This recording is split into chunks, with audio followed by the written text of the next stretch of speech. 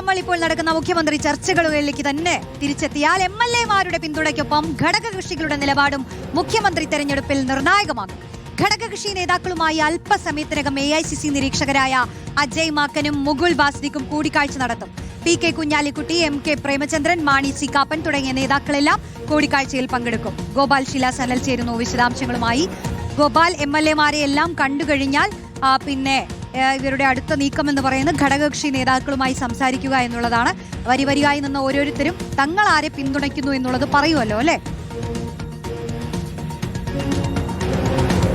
തീർച്ചയായിട്ടും റോഷ്നി, ഇന്ന് രാവിലെ പാർലമെന്ററി പാർട്ടി യോഗം കഴിഞ്ഞു. ആ യോഗത്തിന് പിന്നാലെ ഓരോ MLA-മാരെയും നേരിട്ട് കണ്ട AICC നിരീക്ഷകരായ മുകുൾ വാസ്നിക്കും അജയ് മാക്കനും സംസാരിച്ചു. അവരുടെ അഭിപ്രായങ്ങൾ ആരാഞ്ഞു. അതിനുശേഷം വൈകുന്നേരത്ത് 4:30 മണിയോടുകൂടിയാണ് ഈ നിരീക്ഷകർ താമസിക്കുന്ന ഹോട്ടൽ താജ് വിവാന്തയിൽ വെച്ച് ഇത്തരത്തിൽ ഘടകകക്ഷി നേതാക്കളുമായുള്ള കൂടിക്കാഴ്ച നിശ്ചയിച്ചിരിക്കുന്നത്. അതിന്റെ ഭാഗമായി തന്നെ വിവിധ ഘടകകക്ഷികളുടെ നേതാക്കൾ ഇതിനോടകം തന്നെ തിരുവനന്തപുരത്ത് എത്തിക്കഴിഞ്ഞിരിക്കുന്നു. ഇതിൽ ഏറ്റവും പ്രധാനമായി സൂചിപ്പിക്കാനുള്ളത് ലീഗിന്റെ നിലപാടാണ്. ലീഗിന്റെ നിലപാട് സംബന്ധിച്ചിടത്തോളം ഏതാനും ദിവസങ്ങൾക്ക് മുൻപ് തന്നെ ഈ വിഷയത്തിൽ ലീഗ് ഒരു പരസ്യമായ നിലപാടിലേക്കൊക്കെ എത്തിയിരുന്നു. സാദിഖ് അലി ശിഹാബ് തങ്ങൾ ഈ വിഷയത്തിൽ VD സതീശിനൊപ്പമാണ് എന്ന തരത്തിലേക്ക് ഒരു പ്രസ്താവന നടത്തിയിരുന്നുവെങ്കിലും പിന്നീട് വിവാദമാകുന്നു, വാർത്തയാകുന്നു എന്ന് കണ്ട് അദ്ദേഹം അത് മയപ്പെടുത്തുകയുണ്ടായി. പിന്നീട് പക്ഷേ വിഷയത്തിൽ ലീഗിന്റെ ഒരു നിലപാട് അല്ലെങ്കിൽ ലീഗ് നേതൃത്വത്തിന്റെ ഒരു നിലപാട് സതീശൻ തന്നെ മുഖ്യമന്ത്രി ആകട്ടെ എന്നതായിരിക്കും. അത് തന്നെയാകും ഈ ഘട്ടത്തിൽ ഘടകകക്ഷി നേതാക്കളായിട്ടുള്ള PK കുഞ്ഞാലിക്കുട്ടിയും അതോടൊപ്പം തന്നെ ET മുഹമ്മദ് ബഷീറും PMS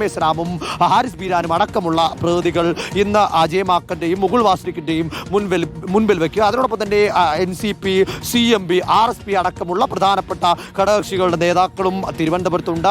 തിരുവനന്തപുരത്തേക്ക് RSPയുടെ ഭാഗമായി NK പ്രേമചന്ദ്രനും ഷിബു ബേബി ജോണുമാണ് എത്തിയിട്ടുള്ളത്. അനൂപ് ജേക്കബ് എത്തിയിട്ടുണ്ട്. CP ജോൺ തിരുവനന്തപുരത്ത് തന്നെയുണ്ട്. അതോടൊപ്പം തന്നെ അപ്പു ജോസഫ് കേരള കോൺഗ്രസ് ജോസഫ് വിഭാഗത്തിന്റെ ഭാഗമായി പങ്കെടുക്കുന്നുണ്ട്. ഇവരൊക്കെ ഏതൊക്കെ തരത്തിലാകും, ആരെ മുഖ്യമന്ത്രിയാക്കിയാൽ എന്ത് തരത്തിലേക്കുള്ള അനുകൂല ഘടകങ്ങളുണ്ട്, എന്താണ് ഇവരെ ആരെങ്കിലും ഒഴിവാക്കിയാൽ ഉണ്ടാകുന്ന ഭവിഷ്യത്തുകൾ അടക്കമുള്ള എല്ലാ തരത്തിലുള്ള അഭിപ്രായങ്ങളും എല്ലാ ഘടകകക്ഷികളുടെ നേതൃത്വത്തിൽ നിന്നും ആരായും എന്നത് തന്നെയാണ് നമുക്ക് മനസ്സിലാക്കാൻ സാധിക്കുന്നത്. കാരണം കോൺഗ്രസിന്റെ ഉൾപാർട്ടി വിഷയമാണ് എങ്കിലും നിയമസഭാ കക്ഷി നേതാവിനെ തീരുമാനിക്കുന്നത് സംഘടനയ്ക്കുള്ളിലെ വിഷയമാണെങ്കിലും ഘടകകക്ഷികളെ ഈ ഘട്ടത്തിൽ അവഗണിച്ചു പോകാൻ കഴിയില്ല. പ്രത്യേകിച്ച് ലീഗിനെ അവഗണിച്ചു പോകാൻ കഴിയില്ല. കാരണം ലീഗുമായി ഹൈക്കമാൻഡ് നേതൃത്വം അടക്കം വലിയ അടുപ്പത്തിൽ നിൽക്കുന്ന കാലഘട്ടമാണ്. അതുകൊണ്ട് തന്നെ ലീഗിന്റെ അഭിപ്രായം ഇതിൽ ഏറ്റവും പ്രധാനപ്പെട്ട ഘടകമാകുമെന്ന കാര്യത്തിൽ സംശയമൊന്നുമില്ല. പക്ഷേ ആത്യന്തികമായി ഹൈക്കമാൻഡിന് മുന്നിൽ അജയ് മാക്കനും മുകുൾ വാസ്നിക്കും വെക്കുന്ന റിപ്പോർട്ട് അല്ലെങ്കിൽ അവരുടെ ഈ അഭിപ്രായ ശേഖരണത്തിന്മേലുള്ള